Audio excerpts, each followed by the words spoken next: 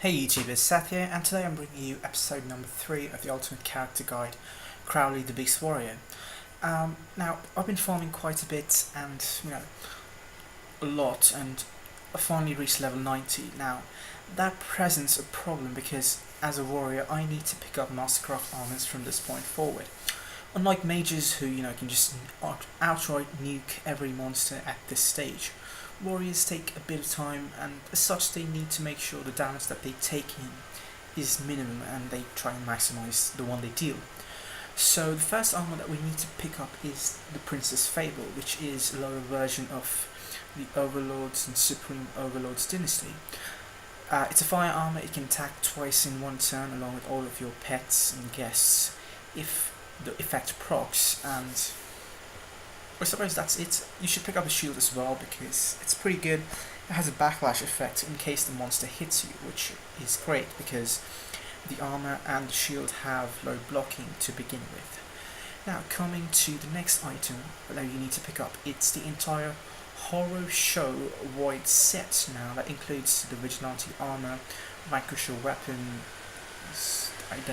the Void Helm, and I don't get the shield's name, but you need to pick up the entire set because, for reasons which I will explain later on in the game, in this video, sorry. Now, starting to unlock this armor, the set in general, you need to complete the entirety of the 10th anniversary Titan Chain quest. Now, this is fairly simple at this stage because the monsters don't deal as much damage compared to you. And if you have a bit of potions, you can, just stall or, slowly destroy everything in your path. Now, you have to complete every single head, which is about 6 heads, and then there's a challenge battle, which includes the bosses of each respective, the 6 respective heads. Again, a lot of heads. And I'm quite sleepy, so I suppose this commentary is not the best. Regardless, it's simple, and if you want, you can pick up the Gallinot guest. He's available in quite a few places in case you want wars, and you can even spam ally assists if you have them. Although I suppose it's best to save it up for monsters which, make sure you don't use it against the Gallin monster because he doesn't take damage from Void, as far as I know. That being said, this quest is pretty straightforward. You just beat the monsters, destroy the head, and rinse and repeat 6 times. And aside from the Devourer, which stuns you for quite some time, and the Carnax, which, if you can predict to switch between energy and earth armors, you can easily take out the monster. Now, coming to the other items that you need to pick up, I don't think you want to take a water, light, or energy armor at this point because you're not going to need it, frankly, and most importantly, at this stage you're going to get XP really quickly. As such, you need to make sure you just don't unnecessarily spend money or gold or time behind these quests. Now, the Earth armor you're going to get at this point is not Chimeran or Epig or Warg Rider or Rustrader. No, it's the best Earth armor in the game, which for some reason doesn't have a level 150 version. It is Morningstar. It's based on Castlevania, and if you can, make out from the backstory bits that you're seeing on the screen right now. It's Earth armor. It deals more damage if your hits connect, so using an accurate weapon is really good, and looks pretty darn good too.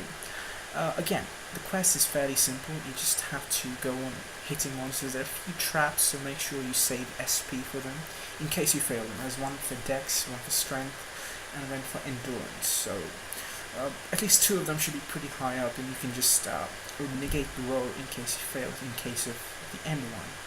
Now, fighting the level 90 boss, which is called maybe the Ramp, which some of you might be familiar with in case you played the original game.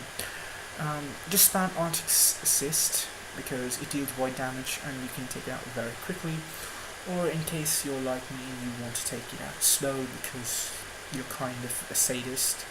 Oh, okay, fine, I've used up the spell. Okay, I'm not a sadist. One thing you might want to remember is in case you want free potions, there are these hearts that come out in between cutscenes in this quest, and if you click the one with the white coloured sheen, you will get 1 HP and 1 MP potion. I think it's 1 or 2, I'm not sure about that, but you will get an HP portion. And if you click the other one, I think you lose health, or something like that. It's a gimmick, but it's fun. Now, coming to the farming spot, which I've mentioned before, the one that you need the full horror show set for, it's Absolix. Now, how to access it, it's going to be there at the end of the video. Now, why I'm telling you to get the entire set is because the horror show set, if you have all of the items on, it reduces the damage you take from void weapons. And one more important thing is it's got a really strong ice skill, which again should help you out in case you want to take it further.